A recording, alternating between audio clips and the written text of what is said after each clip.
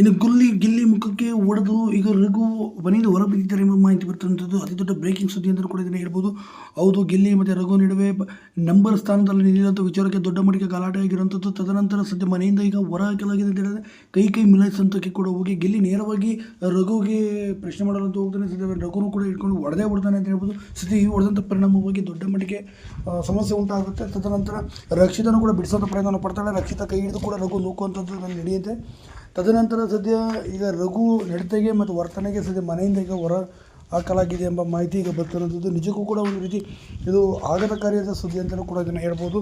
ಇನ್ನು ಗಿಲ್ಲಿ ನಡುವೆ ನಡೀತಿರುವಂಥ ಈ ಗಲಾಟೆ ವಿಚಾರದಲ್ಲಿ ತುಂಬ ದೊಡ್ಡ ಮಟ್ಟಿಗೆ ಭಯಾನಕವಾಗಿ ನಡೀತಿರುವಂಥ ಈ ಗಲಾಟೆಯಲ್ಲಿ ಸದ್ಯ ಹೊಡೆದಿರುವಂಥ ಘಟನೆ ನಡೀತಿರುವಂಥದ್ದು.